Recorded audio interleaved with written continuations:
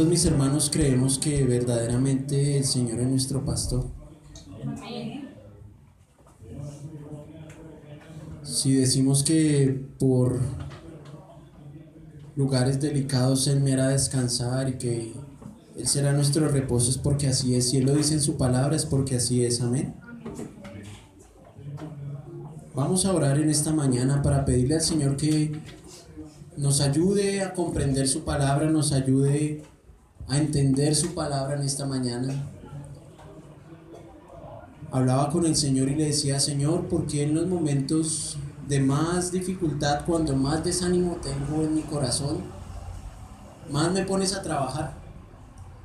Y el Señor es así. Cuando tenemos más cansancio, cuando más fatiga hay en nuestro corazón, cuando creemos estar más decaídos en nuestra vida, es cuando el Señor más nos pone a trabajar, y el resultado de eso es que el Señor nos conforta y nos da la tranquilidad que nuestro corazón necesita para estar en Él. Amén. Quiero pedirles por un momento que me acompañen al capítulo 17 del libro de Éxodo.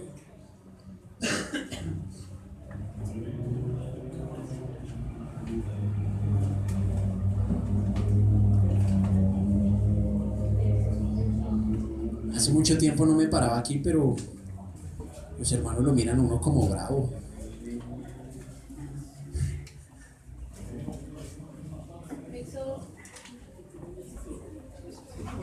Éxodo 17, y vamos a estar leyendo del verso 8 al verso 16, amén. Lo vamos a hacer de manera antifonal. Dice la escritura: entonces vino Amalec y peleó contra Israel en Refidim. Dijo Moisés a Josué: escoge los varones y sal a pelear contra Amalec. Mañana yo estaré sobre la cumbre del collado, y la vara de Dios en mi mano. E hizo Josué como le dijo Moisés, peleando contra Amalec, y Moisés y Aarón y Hur subieron a la cumbre del collado. Y sucedía que cuando alzaba Moisés su mano, Israel prevalecía, mas cuando él bajaba su mano, prevalecía Amalec. Y las manos de Moisés se cansaban, por lo que tomaron una piedra y la pusieron debajo de él, y él se sentó sobre ella. Y Aarón y Hur sostenían sus manos, el uno de un lado y el otro del otro. Así hubo en sus manos firmeza hasta que se puso el sol.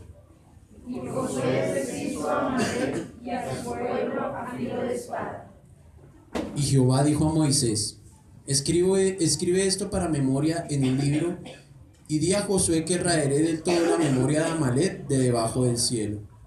Y Moisés edificó un altar y llamó su nombre Jehová Nissi.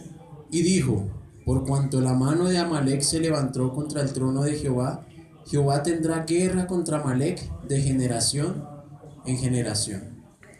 Amén, mis hermanos, pueden sentarse. Voy a pedirles que tengan un poquito de paciencia conmigo. Pues el Señor permite que estemos aquí y los nervios son importantes. Generalmente cuando nosotros, ¿cierto?, caminamos con el Señor, nos lo decía esta mañana también el Señor a través del libro de Job, creemos que tenemos ya la victoria, ¿cierto?, que todo está en nuestras manos, y estamos habituados a tener un pensamiento, y aún así lo vemos en el mundo, de que el creyente en el Señor tiene la victoria en todo. Y aunque así es, porque el Señor nos lo ha prometido, pues el caminar muchas veces nos demuestra algo diferente, ¿cierto? Cuando caminamos, cuando vamos caminando con el Señor, cuando venimos a la iglesia, cuando tenemos comunión con Él, pues parece que todo es contrario, ¿cierto?, a lo que normalmente debería ser. ¿A qué me refiero con esto? Pues es muy difícil cuando uno camina con el Señor, ¿cierto?, y decide tener una comunión con el Señor, y se levanta nuestro jefe en la empresa, ¿cierto? O se acaba nuestro trabajo en una empresa, o se levanta nuestro esposo en nuestra casa, o se levantan nuestros hijos en contra nuestra, ¿cierto? O se levanta nuestra esposa en contra nuestra, o nuestra familia, como le sucedió a Job, nos da la espalda. Y parece ser que cuando caminamos con el Señor todo es como contra la naturaleza de lo que debería ser, ¿cierto? Porque decimos, Señor, pues yo te estoy sirviendo y pues quisiera que las cosas fueran un poco diferentes en mi vida. Quisiera que realmente las cosas fueran un poco más descansadas de lo que son ahorita. Pero este mensaje que traemos el día de hoy con la ayuda de nuestro Señor es para darnos ánimo y darnos cuenta que aún desde tiempos muy antiguos esto que vivimos no es algo novedoso para nosotros, sino que realmente es algo que es necesario que vivamos, como lo veíamos con el hermano Job, ¿cierto? Era necesario que Job viviera todas esas cosas para que su corazón realmente entendiera quién es el Señor. Y es necesario que eso pase también en nosotros. Generalmente tenemos, y el hermano James, nuestro pastor, nos lo ha dicho aquí muchas veces, generalmente tenemos una concepción o tenemos una idea de Dios en nuestra mente muy católica, ¿cierto? En donde creemos que solamente se trata de tener un Dios el cual acude a todos los caprichos que queremos, el cual acude a todas las necesidades que tenemos y el cual sirve para lo que nosotros querramos, ¿cierto? Y al cual podemos hablar cuando queramos, dar la espalda cuando queramos, pero nos damos cuenta a través de las escrituras que la vida de un creyente no es así. Amén. Y tenemos que pedirle al Señor que nos ayude poco a poco, que nos, por medio de su espíritu, desmonte todas estas ideas que están plasmadas en nuestra mente y en nuestro corazón, ¿cierto? Porque es difícil cuando caminamos y nos enfrentamos a lo que les decía, una serie de cosas que van en contra de nuestro pensamiento, ¿cierto? Van en contra de la lógica y de la razón. Porque decimos, Señor, pues tus promesas están en la palabra, las quiero todas para mí ya. Y todas tienen que ser para mí ya. Y generalmente creemos que el Señor tiene que acudir en pro de nosotros para satisfacer todos nuestros caprichos, ¿cierto? Si no sucede, ¿qué hace? Lo que nos decía la hermana esta mañana, ¿cierto? ¿Qué hacemos apenas no recibimos lo que queremos de parte del Señor? ¿Cierto? Protestar, renegar, ¿cierto? Levantar nuestra mano, y a medida que vayamos caminando eso tiene que ir cambiando. A medida que vayamos escuchando su voz, leyendo su palabra y teniendo comunión con Él, pues vamos a ir entendiendo eso que el Señor quiere para nuestra vida. Vamos a hablar un poquito del contexto de lo que acabamos de leer, ¿cierto? Recordemos que el pueblo de Israel viene ¿de dónde? De Egipto, ¿cierto? Por allá en el capítulo 13, el Señor le da la salida al pueblo de Egipto, al pueblo de Israel de Egipto, ¿cierto? Y después de ver una serie de maravillas que el Señor hizo en el pueblo, pues finalmente ese corazón de Faraón, que estaba bastante endurecido, pues el Señor permite que dé la salida al pueblo, ¿cierto? Y apenas sale el pueblo, dice la escritura que llegaron al Mar Rojo, ¿cierto? Y en el Mar Rojo se vieron angustiados y dijeron, no, Moisés, ahora nos vamos a morir acá porque mire, usted nos trajo fue para matarnos. Y el Señor, ¿qué hace? Pues permite que, ya todos sabemos, ¿cierto? Y lo hemos cantado, que el pueblo pasó en seco, ¿cierto?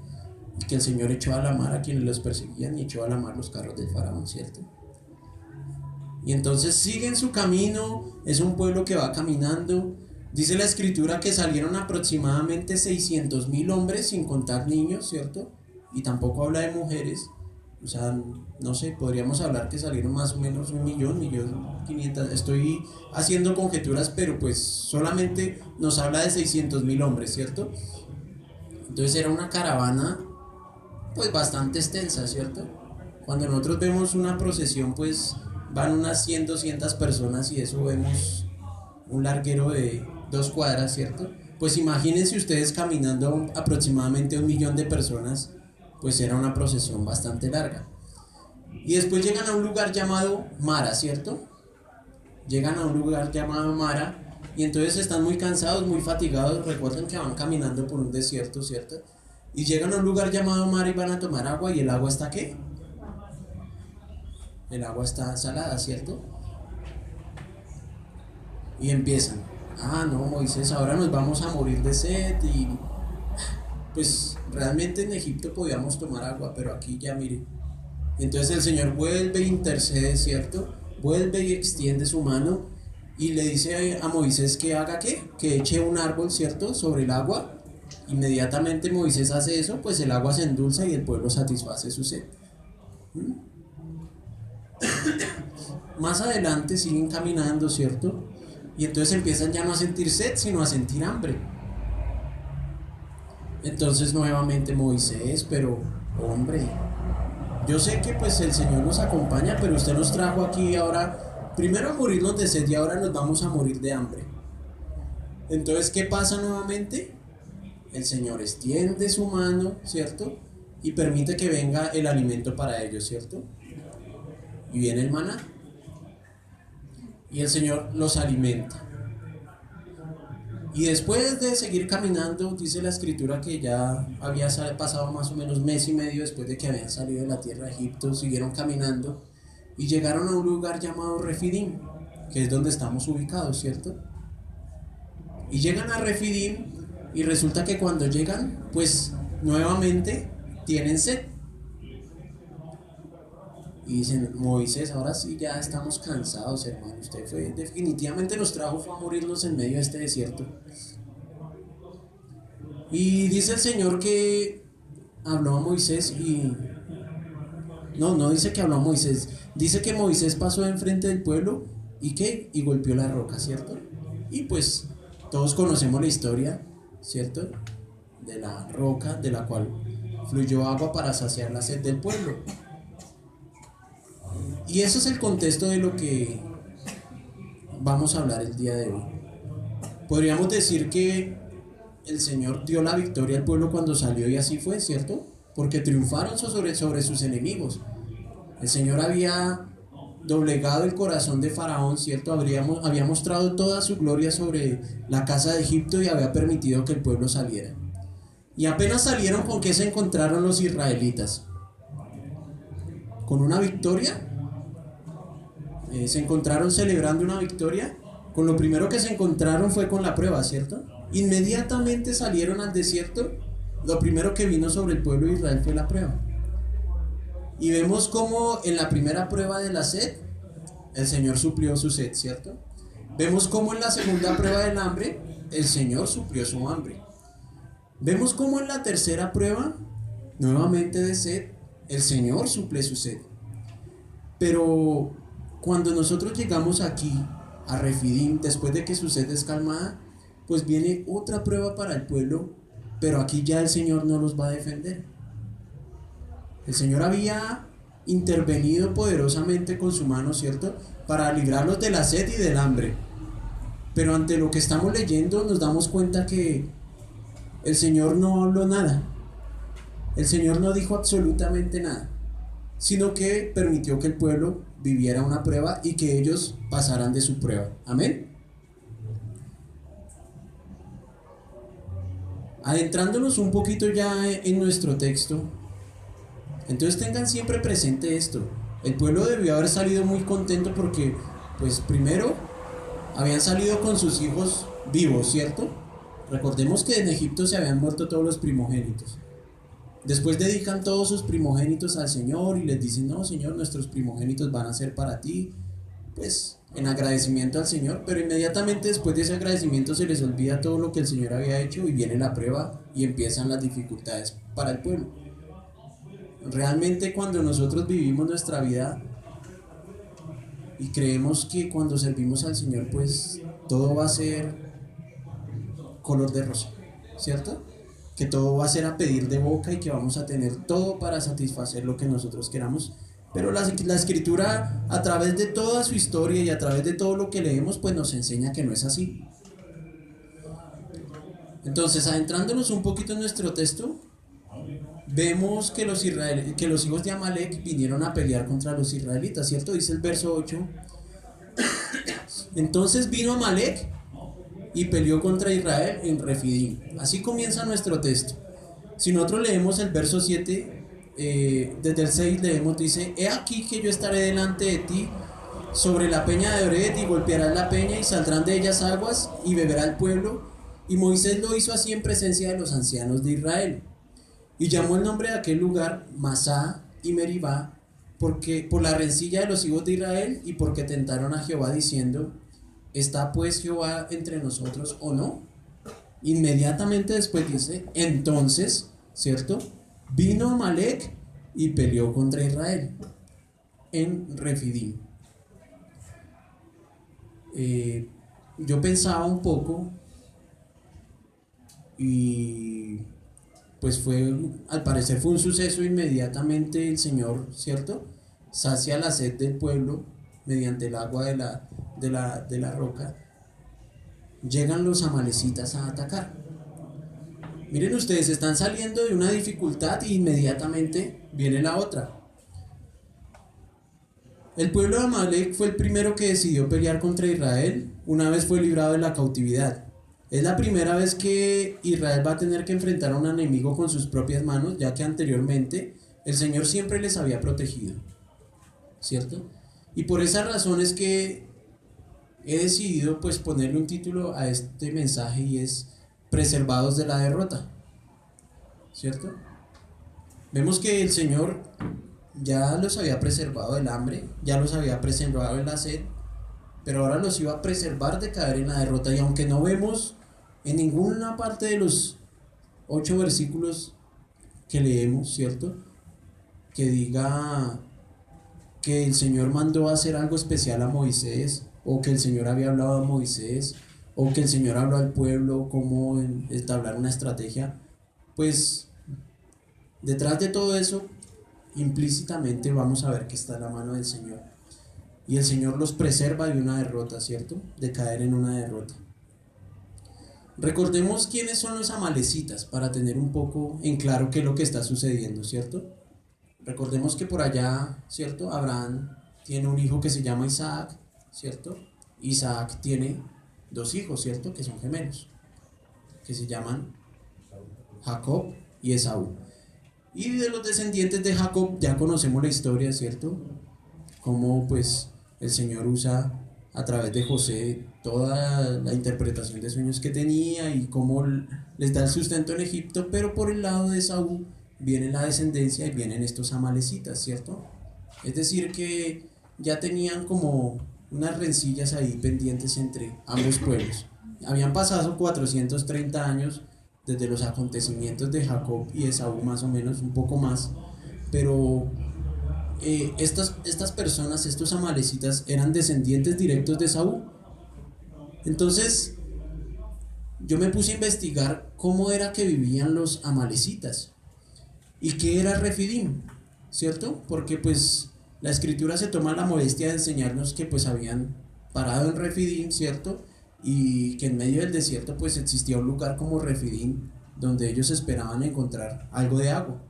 Y me puse a mirar y me puse a interpretar, me puse a averiguar, y aunque no hay un lugar exacto de lo que es Refidim, pues nos dice que sí es un lugar que está muy cercano al monte Sinaí, ¿cierto?, que es al parecer una cadena de montañas que existe en medio del desierto, en donde las personas pueden llegar en su travesía por el desierto, parar, y existen oasis donde las personas pueden llegar a calmar la sed que se vive bajo el rigor de un sol como el del desierto, ¿cierto? Y llegaban las personas allí y se refrescaban y tomaban agua, pero vemos que para el pueblo de Israel no había agua. Entonces yo decía, pero ¿cómo es posible que siendo un lugar donde generalmente se encuentra agua, pues el pueblo no había agua? Y me puse a mirar un poco de la tradición histórica de lo que hablaba, y a través de la tradición se cree que los amalecitas custodiaban el agua de este lugar.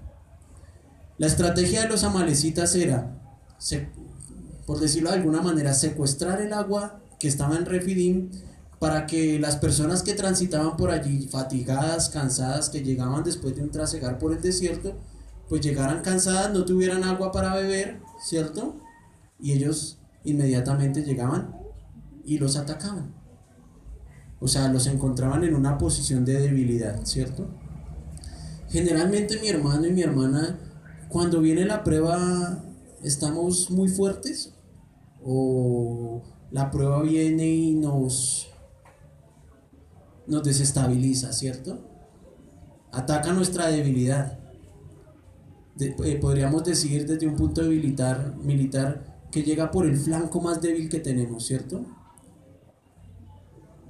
Y así pasó con el pueblo de Israel. Cuando nosotros miramos un poquito cómo fue el ataque de los amalecitas al pueblo de Israel, ¿cierto? Porque aquí no nos da mucha trascendencia. Dice, entonces vino Amalec y peleó contra Israel en Refidim.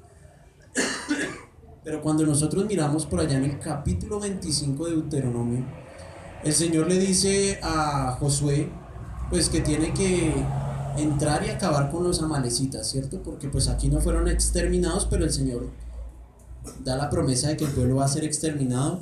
Y cuando nosotros leemos la escritura, por allá todavía en el libro de los reyes están prevaleciendo los amalecitas. Recordemos que Saúl tuvo que haber destruido a todos los amalecitas, pero no los destruyó a todos, dejó por allá unos con vida, ¿cierto? Y la rencilla siempre estuvo con los hijos de Amalec. Pero cuando vemos el capítulo 25 de Deuteronomio, nos dice que cuando los amalecitas atacaron a Israel, lo hicieron por la retaguardia, o sea, por la parte de atrás del pueblo, y dice que atacó la parte más débil y más cansada que tenía el pueblo de Israel. Les decía ahorita que cuántas personas iban más o menos en la caravana. O sea, 600,000 hombres, ¿cierto? Sin contar las mujeres, sin contar los niños. Iban 600,000 personas. Digamos que solo iban 600,000. Entonces, seguramente los primeros estaban viendo cómo el Señor hacía la obra a través de Moisés, ¿cierto? Pero los últimos estaban siendo atacados, ¿cierto? Imagínense una hilera de 600, pues no una hilera, pero imagínense una caravana de 600. Yo no lo pude, pues, diversificar en mi mente, pero pues debe ser una caravana muy extensa. Y mientras que aquí adelante están viendo la gloria del Señor, por allá atrás están siendo atacados. Increíble, ¿cierto? Increíble porque pues al parecer lo que les digo, lo que nos muestra la escritura es que los sucesos son simultáneos. Y mientras que adelante el Señor estaba proveyéndoles, en la parte de atrás de toda esa caravana, las personas que venían, pues eso es como en una carrera, ¿cierto? El que va pues con más energías es el que va caminando adelante. Moisés iba adelante porque dice la escritura que Moisés nunca perdió su vigor, entonces pues era una persona que siempre el Señor mantuvo con la fuerza necesaria para hacer la obra. Pero atrás iban personas cansadas, debilitadas por el calor, ¿cierto? Recordemos que estamos hablando más o menos del mes de mayo, ¿cierto? Mediados de mayo, comienzos de junio, pues en donde en la zona ya está entrando un poquito el calor del verano, y si estamos hablando de un desierto, pues podemos calcular la magnitud de el cansancio que puede eso producir. Entonces iban las personas de atrás fatigadas, cansadas, y por allí entraron los amalecitas a atacar al pueblo de Israel. Y dice la escritura en Deuteronomio que pues los habían atacado de la manera más vil, que no tuvieran compasión con ellos, que se acordaran de cómo habían sido con ellos cuando en el desierto iban cansados y fatigados y habían llegado a atacarlos. Y cuando la prueba viene a nuestra vida es así, ¿cierto? Cuando la prueba viene a nuestro corazón, a nuestra mente, es así. Puede que descuidemos nuestra comunión con el Señor, puede que algo en nuestra vida haya sucedido y nos haya causado un dolor, puede que algo en nuestro corazón no esté funcionando bien, puede que haya deseos que no van acorde a lo que el Señor quiere en nuestra vida. Y por ese lado viene la prueba, por ese lado viene la dificultad, ¿cierto? O cuando nosotros estamos fortalecidos en el Señor en un área, es fácil que nos ataquen por ahí, ¿cierto que no? Si yo soy una persona que tiene comunión, que tiene que le pide al Señor que le ayude con sus ojos, con la codicia de sus ojos, ¿cierto? Pero soy una persona fácil en el oír, y vienen y me seducen en mi oreja, pues por ahí es donde voy a tener la dificultad, ¿cierto? Y así le pasó al pueblo, por la parte más difícil fue atacada. Según la tradición, Refidim es un valle donde se encuentra una serie de montañas, como les decía, las cuales proveían del refugio al viajero que venía fatigado y cansado, y sobre su final se encontraba una serie de fuentes de agua y árboles, los cuales muy seguramente estaban custodiados por los amalecitas, razón por la cual este pueblo sabía que los visitantes llegaban fatigados, cansados y les podían atacar inmediatamente. Y así fue. Fueron tras... Obviamente los amalecitas no sabían quién era el pueblo del Señor, y lo que querían conseguir ellos era una mayor riqueza para su sustento, ¿cierto? Pero hay algo que me sorprende cuando nosotros vemos el texto, y es que a pesar de la posible distancia que había, ¿cierto? Pues Moisés reaccionó inmediatamente. Dice el verso 9: y dijo Moisés a Josué: escógenos varones y sal a pelear contra Amalec. Mañana yo estaré sobre la cumbre del collado y la vara de Dios en mi mano. Entonces Moisés actuó de manera inmediata, ¿cierto? Moisés no se quedó esperando a ver qué iba a pasar, sino que era una persona que estaba increíblemente preparada por el Señor para todo, hasta para este tipo de circunstancias, ¿cierto? Recuerden que Moisés había sufrido una preparación de parte del Señor ya también en este mismo desierto, y había sido formado por él para poder ir a acudir y sacar al pueblo, ¿cierto? Era una tarea de llevar 600,000 hombres, lidiar con 600,000 caracteres diferentes, ¿cierto? Lidiar con 600,000 maneras de ver las cosas diferentes, cada uno pensando lo suyo. Así como había hombres como Josué que estaban dispuestos a buscar y a servir y a acompañar a Moisés, pues había personas que no. Entonces el verso 9 dice que Moisés actuó inmediatamente, pero lo que más me sorprende de Moisés es que no dice: no, espérenme, yo voy de una vez y me subo al collado, sino que habla de mañana. Es decir, que el pueblo tuvo que haber peleado todo ese tiempo contra los amalecitas, porque pues no dice que en ningún momento los amalecitas se retiraron, sino que Moisés dice: yo mañana voy a subir al collado con la vara de Dios, ¿cierto? Y voy a pelear también desde allí, desde ese collado. El verso 9 nos dice que Moisés actuó inmediatamente sabiendo cómo proceder ante el inesperado ataque. Tenía claro que la vara que tenía en su poder, ojo a esto, era un símbolo del Señor que los acompañaba, y entendía que era suficiente herramienta para poder enfrentar la dificultad que estaban enfrentando. ¿Recuerdan esa vara de dónde salió, cierto? Esa era la vara que tenía Moisés, ¿cierto? Moisés, que era un ¿qué? Un pastor de ovejas, ¿cierto?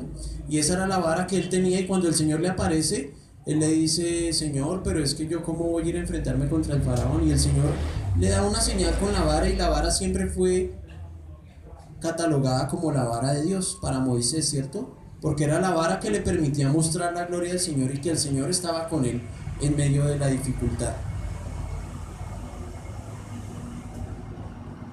Y vamos a leer del verso 10 al verso 12, y dice: e hizo Josué como le dijo Moisés, ¿cierto?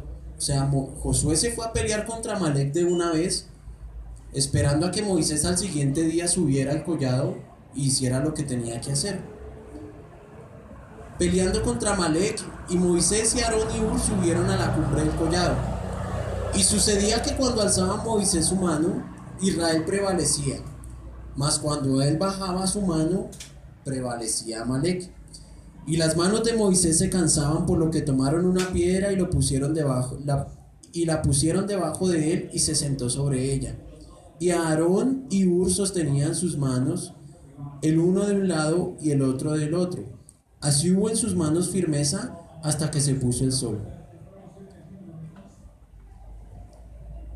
Hay algo que me tardé un poco en entender, y es, pues el Señor Moisés dice que él va a subir con la vara del Señor, ¿cierto?, al collado. Y él le dice: tranquilo, Josué, usted vaya y pelee, que yo mañana subo al collado con la vara de Dios. Pero a veces creemos en nuestra mente y en nuestro corazón que el tener la palabra en nuestra vida es algo suficiente para poder afrontar las dificultades. Podemos recitar toda la ley y todos los profetas como lo hacían los judíos en la enseñanza que ellos recibían de sus padres, ¿cierto? La tradición judía, como nos lo han enseñado acá, dice que un niño a los 7 años de edad, ¿cierto?, ya sabe gran parte de la ley de los profetas, y a los 13 años hacen una ceremonia donde la recitan por completo, ¿cierto? Y donde los niños pues dan a entender al pueblo que ellos también son parte de ese pueblo y que ese recitar pues es que ya tienen la ley en su mente. Pero a veces sucede eso con nuestra vida. Sabemos toda la historia de los hombres de la escritura, sabemos qué hizo Adán, sabemos qué hizo Abraham, qué hizo el Señor con Noé, sabemos qué hizo Moisés, sabemos qué hizo David, sabemos qué hicieron los reyes, sabemos qué hicieron los profetas, sabemos qué vino a decir el Señor Jesús, sabemos quién era Pablo, por dónde caminaba Pablo. Pero de nada nos sirve saber eso si no tenemos una comunión verdadera con el Señor. De nada nos sirve tener los mandamientos en nuestro corazón, ¿cierto?, en nuestra conciencia, y no pedirle al Señor que nos ayude a que esos mandamientos sean una realidad en nuestra vida. Y muchas veces vivimos de esa manera, ¿cierto? Muchas veces creemos que somos hijos de Dios porque sabemos lo que Dios hizo. Y leemos la palabra y decimos, ah, sí, no, es que... Y lo que les decía al comienzo, me sé todas las promesas de la Escritura, ¿cierto? Decimos, clama a mí, yo te responderé y te enseñaré cosas grandes y ocultas que tú no conoces, ¿cierto? Y decimos, Señor, estoy clamando a ti, respóndeme. Señor, ayúdame, respóndeme. Señor, estoy viviendo esto, respóndeme. Señor, estoy caminando por aquí y tengo esta dificultad, respóndeme. Señor, se me acabó el trabajo, respóndeme. Señor, se me acabó el dinero, respóndeme. Señor, se me acabó la salud, respóndeme. Y creemos que porque nos sabemos 3, 4, 10, 20 versículos, un capítulo de la Biblia, el Señor está en la obligación de respondernos, mis hermanos, y no es así. Y podemos decir que Moisés sabía que tenía la vara en su mano, ¿cierto? Y que la vara que tenía en su mano era suficiente para hacer lo que él quisiera. Recordemos que Moisés ya había, ¿cierto?, hecho una serie de acontecimientos por la mano del Señor a través de esa vara. Vemos en los versículos que estábamos leyendo que no se trataba solamente de llevar la vara en la mano, porque en el verso 9 dice, y la vara de Dios en mi mano, dice al final del versículo. Yo iré al collado y la vara de Dios irá en mi mano, ¿cierto? Y creemos que con la simple vara ya todo va a estar solucionado. Sino que también se debía combinar con el hecho de levantar las manos. Eso me llamó la atención. Moisés levantaba su mano y el pueblo avanzaba. Moisés se cansaba y el pueblo pues iba de para atrás, ¿cierto? Los amalecitas vencían. Y no se trataba de llevar solamente la vara en la mano porque Moisés se pudo haber parado con la vara en la mano allá, sino que también tenía que levantarla. Y yo decía, Señor, pero ¿por qué Moisés tenía que levantar la mano? ¿Cierto? Ahí no dice que Moisés pidió al Señor, ¿cierto? Sino que simplemente era levantar la mano, ¿cierto? Y cuando se cansaba de una mano, entonces cogía la vara en la otra y levantaba la otra. Pero llegaba al punto donde Moisés ya se cansaba de ambos brazos. No sé si ustedes han tenido la mano arriba, ¿cierto? Cuando uno era chiquito lo castigaban allá en el patio, en la mitad del patio con la mano arriba, y a uno se le dormía el hombro, el brazo, sentía que le iba a dar un paro cardíaco allá, ¿cierto? Porque tenía la mano arriba. Es una posición bastante complicada. Entonces, dice la escritura que subieron a Aarón, ¿cierto? Y su cuñado Ur, ¿cierto? El esposo de María, y sostenían las manos de Moisés, ¿cierto? Y yo decía, Señor, pero ¿por qué la vara no era suficiente? Y cuando nosotros vemos nuestras vidas, pues aunque la palabra de Dios es vida, pues no tiene vida si nosotros, no tiene vida en nuestra vida, valga la redundancia, si nosotros no estamos diciéndole al Señor que nos ayude a que esa vida sea verdad en nuestro corazón.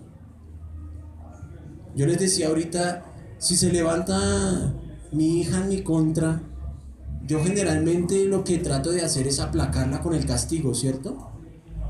Es la primera reacción que tengo, buscar aplacarla con el castigo. Pero cuando viene la prueba real, que mi hija se levanta en mi contra, ¿cierto?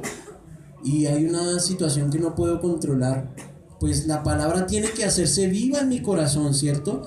Hacerse viva y hacer mella en mi corazón y saber cómo actuar ante esa situación. No se trata simplemente de leerla, mi hermano. A veces nos conformamos con venir y recibir un mensaje acá los domingos. A veces nos conformamos con sentarnos y leer un versículo y decir, listo, Señor, lo único que nos falta es echarnos la bendición y salir a la calle, ¿cierto?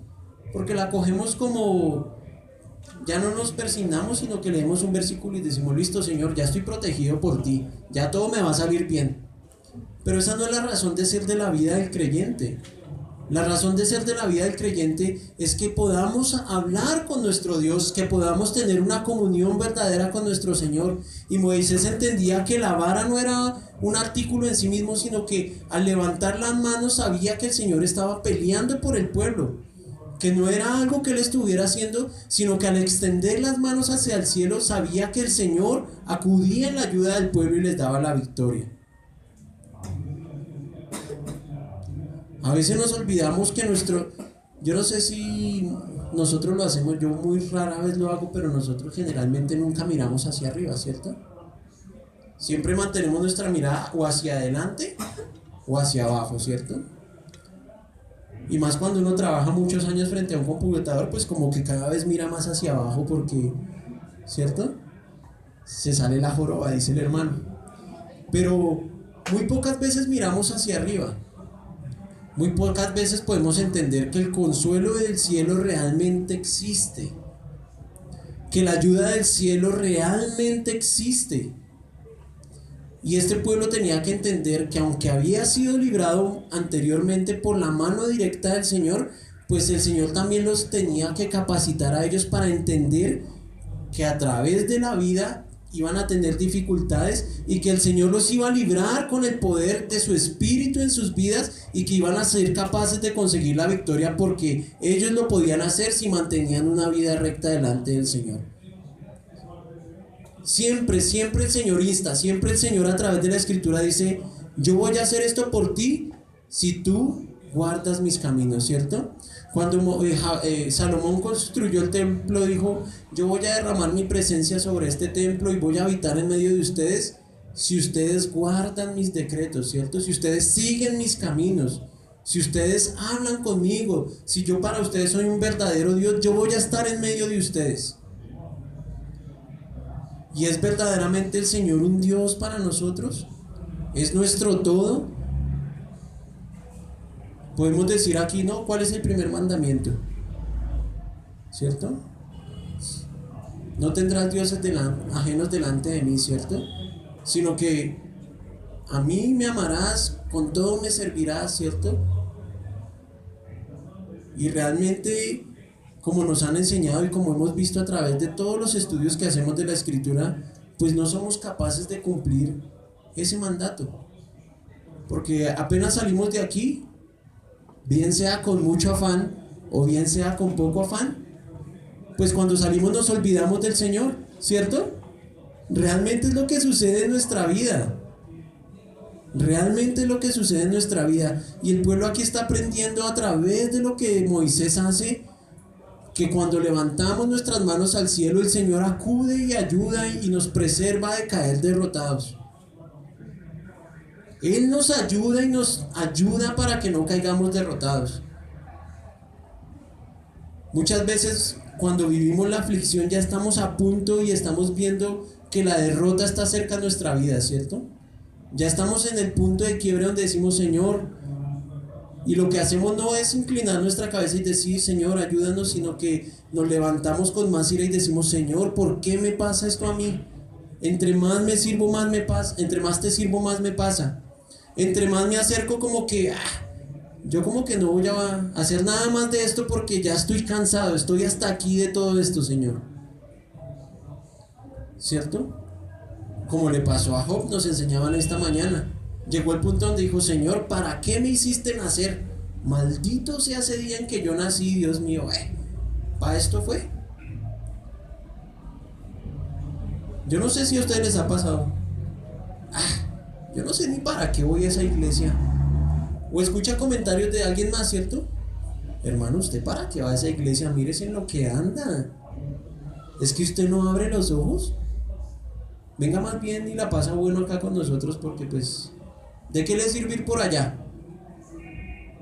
¿Cierto? Y empieza nuestro lado más débil a tomar fuerza en nuestra vida, y lo que el Señor nos enseña es que Él en nuestra debilidad se perfecciona. Nos enseñaba el apóstol Pablo en Corintios y decía: de buena gana me gloriaría en mis debilidades, ¿cierto? Porque el Señor se perfecciona en ellas. Y nos olvidamos de esas cosas que el Señor viene haciendo en nuestra prueba, en nuestra aflicción, ¿cierto? Dice Jacobo que la prueba produce en nosotros paciencia, y nos olvidamos de eso, y antes más pacientes más impacientes nos volvemos, ¿cierto? Queremos todo ya, queremos respuestas inmediatas. Como el mundo vive de una manera acelerada, creemos que nuestro Señor actúa de las mismas maneras, de una manera acelerada. Y lo que les decía, me sorprende que Moisés, en medio de una batalla, les diga: no, tranquilos, mañana yo voy a subir al collado, peleen ustedes todo este tiempo, que yo mañana voy a subir al collado con la vara de Dios en mi mano. Y lo más impresionante es que un hombre como Josué se va a pelear la batalla hasta el siguiente día, esperando a que Moisés suba con la vara de Dios en su mano. Entonces es lo que les digo, ¿no? La formación no solamente es algo nuevo para nuestra vida, sino que el Señor nos preserva realmente de ser derrotados. Él nos deja caer en la derrota, mi hermano. Dice en el verso 12: y las manos de Moisés se cansaban, por lo que tomaron una piedra y la pusieron debajo de él, y se sentó sobre ella, y Aarón y Hur sostenían sus manos, el uno de un lado y el otro de otro.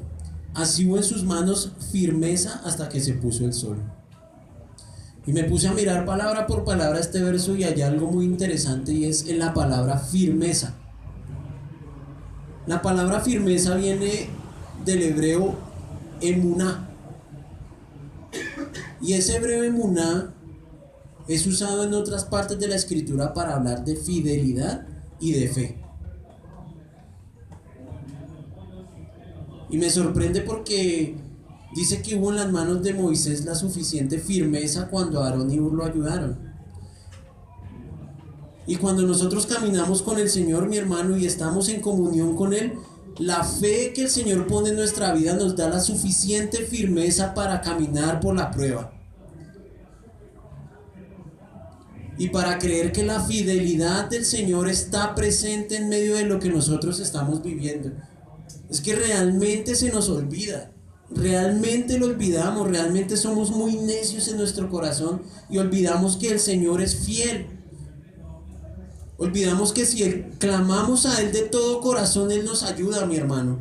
Olvidamos que si nosotros le decimos: Señor, levántame de esto que estoy viviendo, dame fuerza para salir de esto que estoy afrontando, el Señor verdaderamente lo hace, porque somos sus hijos. No tenemos en nuestra mente la percepción de lo que el Señor ya hizo. Y yo le digo, mi hermano, si el Señor fue capaz de venir, de enviar a su Hijo para venir a este mundo a morir por algo que no tenía que morir, para darnos vida, ¿cómo no va a ser capaz de ayudarnos en medio de nuestra dificultad? Y este golpe es primeramente para mí. No crean que para mí es muy fácil pararme y decir estas cosas acá, porque yo soy el primero que duda ante las circunstancias. Yo soy el primero que se aflige y que piensa que no va a haber una salida cuando viene la prueba, porque es difícil ver la salida. Es difícil verla, pero el Señor nos la va a dar, mi hermano. Así como se la dio el pueblo contra Amalek. Miren, eran hombres esclavos. Eran hombres que no tenían ni idea de la guerra, ¿cierto? Y no dice la escritura que pelearon los 600,000.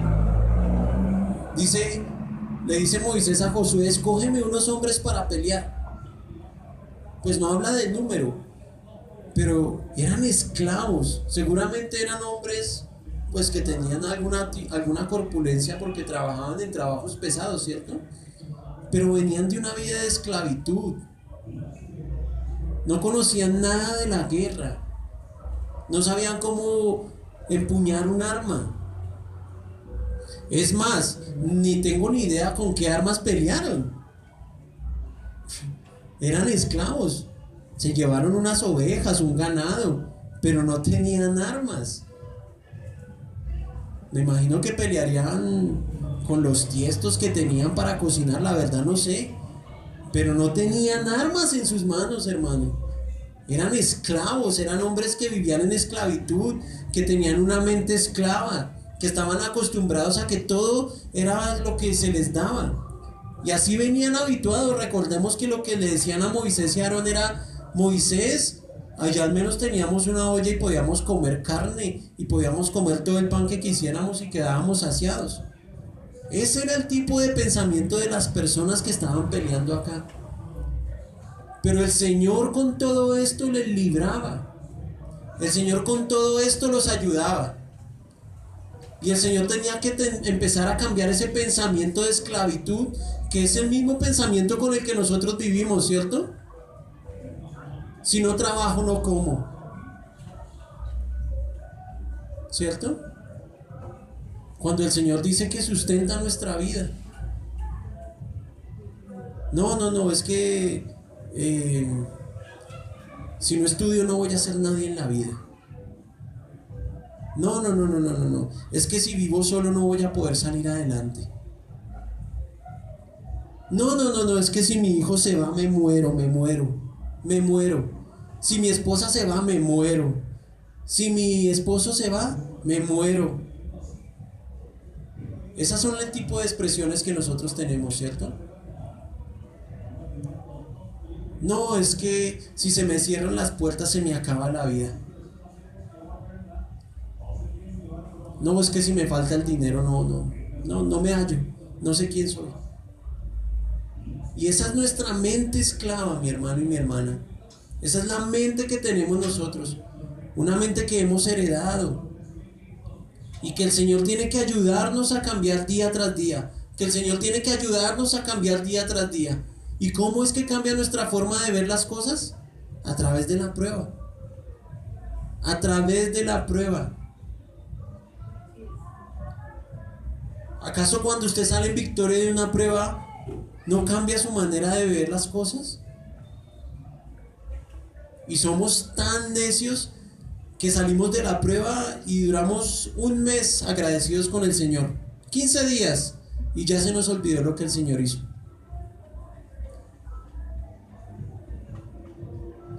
Dice el apóstol que es necesario porque pasemos por diversas pruebas, ¿cierto? Es necesario.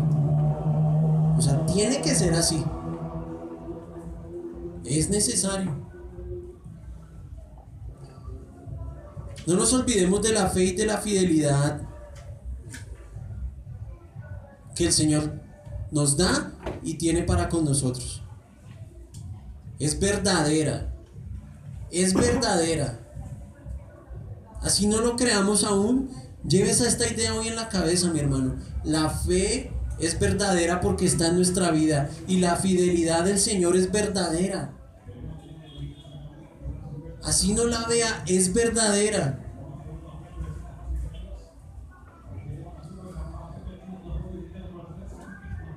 En el verso 14 dice: y Jehová dijo a Moisés: escribe esto para memoria en un libro y di a Josué que raeré del todo la memoria de Amalek del cielo. Dice el verso 16, saltándome el 15, y dijo: por cuanto la mano de Amalek se levantó contra el trono de Jehová, Jehová tendrá guerra con Amalek de generación en generación. El Señor les había dado la victoria, ¿cierto? El Señor los había sacado y no había permitido que cayeran derrotados ante la primera guerra que se les presentaba. Que Él había acudido en medio de ellos, y no solamente esto lo hizo, sino que le dijo a Moisés que lo escribiera, porque como les decía, el Señor conoce nuestra mente. El Señor sabe que nos da una victoria y se nos olvida. El Señor sabe que nos ayuda a caminar un paso y nosotros lo olvidamos y damos dos de para atrás, y damos dos para adelante y uno para atrás, y damos tres para adelante y dos para atrás. Y aunque no nos demos cuenta, vamos avanzando. Y a veces quedan algunas cicatrices en nuestra vida, ¿cierto? A veces quedan algunos pensamientos que nos marcan y que cuando nos acordamos de ello decimos, pues hace 10 años no lo veía, pero hoy veo que eso que fue hace 10 años, pues me ayudó a que el Señor hiciera esta obra en mi corazón. Antes era una persona que codiciaba las cosas de los demás, pero cuando me sucedió esto, pues ahora me doy cuenta que eso me ayudó para que eso cesara en mi vida. Cuando me quedé sin trabajo y sin dinero y me di cuenta lo que era no tener nada, y cuando le quitaba las cosas a los demás, fue que me di cuenta que realmente es duro. Por esa razón ya no hago ese tipo de cosas, ¿cierto? Antes deseaba con todo mi corazón a las mujeres que vivían cerca de mí, pero cuando mi esposa cayó en adulterio y estuvo con otro, pues entendí que esas cosas no deberían ser así. Y así nos forma el Señor. A veces el dolor y la cicatriz es necesaria para que nosotros podamos entender. Y el Señor le dice a Moisés: escriben un libro para que no se les vaya a olvidar qué es lo que está sucediendo el día de hoy, ¿cierto? Y ténganlo presente. Es más, y en Deuteronomio más adelante el Señor vuelve y les recuerda, porque al parecer ya se les había olvidado. Bueno, acuérdense que estos fueron los que les hicieron esto, los que les atacaron cuando ustedes estaban en debilidad, sedientos y agobiados en el desierto. No tengan piedad con ellos. Y podríamos decir que el pueblo pudo haber construido una estatua a Moisés o coger la vara y enaltecerla, pero hay algo que me llama la atención, y es que en el verso 15 dice: y Moisés edificó un altar y llamó su nombre Jehová Nisi, ¿cierto? Moisés inmediatamente tiene la victoria, ¿cierto? Lo que hace es construir un altar y llamar el nombre de ese altar Jehová Nisi. Jehová Nisi significa el Señor es mi estandarte, ¿cierto? ¿Alguno de ustedes sabe lo que es un estandarte?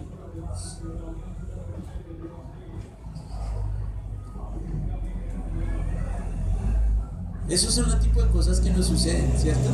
Las sabemos de memoria, pero nos quedamos en eso, ¿cierto? Hace 8 días estábamos en la reunión de varones y hablábamos de que los ojos son la lámpara del alma, ¿cierto? Y pues la verdad yo le decía a los hermanos, yo he escuchado que los ojos son la ventana del alma, no la lámpara, la ventana del alma, pero yo me puse a buscar en la escritura y no lo encontré. Realmente no lo encontré. Y vivimos con ese tipo de cosas, o sea, cogemos la escritura con un agorismo tan... O sea, realmente cambiamos nuestros ídolos por unas letras. Y tenemos que pedirle al Señor que nos ayude. Un estandarte es un trozo de tela, ¿cierto? Que usaban los ejércitos y que les daban una identificación frente a los demás ejércitos, ¿cierto? Cuando ustedes han visto las películas, porque sé que ven muchas películas, ven al caballero, ¿cierto? Sobre el caballo montado y va con un estandarte. ¿Sí lo han visto? Van con un trocito de tela que tiene como el símbolo del ejército, ¿cierto? Entonces un estandarte es algo con lo que se identifica a alguien, ¿cierto? Moisés edifica altar al Señor diciendo que Él es estandarte. Cuando miramos un estandarte es algo con lo que nos identificamos, ¿cierto? Lo que nos guía, nos marca el rumbo y nos alienta, ¿cierto? Cuando el capitán del ejército va con el estandarte, pues él lleva el estandarte al alto para que los demás sepan por dónde es que va, ¿cierto? Porque hay un montón de personas detrás de él. Y eso es lo que Moisés entendió que era el Señor para el pueblo, su estandarte. Frente a la primera prueba donde ellos tuvieron que meter mano, por decirlo de alguna manera, entendió que el Señor había sido su estandarte, no la vara que tenía en la mano. La vara que levantaba y que levantaba hacia el cielo era simplemente un símbolo de lo que el Señor era para la vida de Moisés y del pueblo. Era su estandarte, era su guía. Les recuerdo que llevaban más o menos mes y medio, 2 meses desde que habían salido de Egipto, y lo que les estaba diciendo Moisés: vea, muchachos, gente, pueblo, el Señor de aquí en adelante va a ser el que nos guía, el Señor de aquí en adelante va a ser el que nos va a marcar el camino, el Señor va a ser con lo que nos vamos a identificar, el Señor va a ser con lo que vamos a caminar de aquí en adelante. Si caminamos con el Señor, pues van a suceder cosas como las que sucedieron hoy, que vamos a ser preservados de la derrota. Y es lo que tenemos que tener clara en nuestra mente y en nuestro corazón, que cuando caminamos con el Señor y Él es nuestro estandarte, cuando tenemos la mirada puesta en nuestro Dios, decimos: mi Señor, tú eres mi estandarte, tú eres mi guía, mi camino. Pues lo único que va a poder pasar en nuestra vida es que si viene la prueba, pues vamos a vivir caminando detrás de nuestro estandarte y vamos a seguir a nuestro estandarte, y nuestro estandarte nos va a enseñar y nos va a permitir que salgamos en la victoria que Él quiere para nuestra vida. No lo olvidemos, el Señor es nuestro estandarte. Dos cosas: el Señor es nuestro estandarte y el Señor es quien nos da la firmeza. ¿Qué quiere decir? Que hay fe para nosotros y la fidelidad del Señor. Por último, quería traerles unas aplicaciones. Podemos ver a Amalek como la carne en nuestras vidas, queriendo enfrentarse contra nuestro deseo de servir al Señor. Muchas veces nos sentimos cansados o fatigados en nuestro caminar por las pruebas que vienen o por nuestra falta de comunión. Esa es la verdad. Y en estos momentos se hace evidente nuestra debilidad. Pero debemos acudir a nuestro intercesor, nuestro Señor Jesús y su Santo Espíritu, quienes siempre están dispuestos a ayudarnos si dejamos a nuestro lado nuestro orgullo y somos obedientes. Josué perfectamente pudo haberle dicho a Moisés: ¿yo? ¿Por qué yo? Venimos 600,000. ¿Por qué yo? Pero vemos que él se despojó de su orgullo y fue obediente, ¿cierto? Cuando el Señor nos dice: no, mira, haz esto. ¿Yo? No, yo no, Señor. Para eso están los hermanos en la iglesia, ¿cierto? No, Señor, hoy no. No, hoy no quiero. Hoy no puedo, Señor. ¿A esta hora? No puede ser tú, Señor, ¿cierto? Pero si nosotros dejamos de un lado de eso y comprendemos que la única manera es poder servir al Señor, doblar nuestro corazón ante Él, Él va a hacer cosas que nosotros no vamos a entender muchas veces. Debemos recordar que siempre tenemos una responsabilidad de nuestra parte. No se trata simplemente de ser creyentes y creer que tenemos al Señor de nuestro lado para actuar conforme a su voluntad, sino debemos siempre caminar sujetos en comunión y guiados por su palabra para que la oración sea escuchada. Si Moisés hubiera subido a ese collado creyendo que la vara era suficiente, no tiene la victoria. Si Moisés sube a ese collado creyendo que el poder está en su mano y que si él extiende la vara el pueblo triunfa, no hubieran llegado a ningún lado. Realmente lo que les dio la victoria fue que Moisés entendió que el Señor les iba a extender su ayuda cuando Él estirara la mano hacia los cielos. Y Moisés lo sabía, no porque alguien se lo hubiera enseñado, o bueno, si alguien se lo enseñó y fue directamente el Señor, porque él ya había sido formado y entendía que esa vara simplemente era el resultado de una obra que Dios estaba haciendo, y que ese simplemente era un símbolo para que el pueblo viera quién realmente era su Dios. Procuremos que el Señor sea nuestro verdadero estandarte, alguien con quien siempre caminaremos, que tengamos la suficiente firmeza en nuestro corazón para saber que Él pelea la batalla por nosotros y que sus promesas son verdaderas para nuestra vida. Pero no caprichosamente, como les decía, no diciendo: Señor, tú eres mi estandarte, hoy me dijeron que eres mi estandarte, así que feo, Señor. Porque así somos, es que de verdad nos da risa, ¿cierto? Pero así somos. Así somos. Tal vez no con esas palabras, pero así somos. Creyendo que caprichosamente vamos a obtener todo lo que deseamos. Sabemos que siempre tendremos enemistad entre el espíritu y la carne, pero debemos estar siempre atentos a escuchar la voz de nuestro Señor, sabiendo que de esta manera es que lograremos que Él sea perfeccionado en nuestras vidas. Yo no les estoy diciendo aquí que vamos a ser inmaculados totalmente, que después de que creamos que el Señor es nuestro estandarte, pues nada nos va a suceder, o que hay cosas que no nos van a seducir, sino que por el contrario, lo que les estoy diciendo es que estemos siempre prevenidos, estemos siempre atentos. En cualquier momento, en el momento menos pensado de nuestra vida, puede llegar la calamidad, puede llegar la prueba. Estemos siempre atentos como lo estuvo Moisés. Moisés estaba atento y en el momento que llegó la guerra, estuvo atento y supo qué hacer. Estemos siempre prestos a escuchar al Señor. No seamos orgullosos. No nos levantemos en contra de nuestro Señor. Acordémonos que Él nos dio la vida.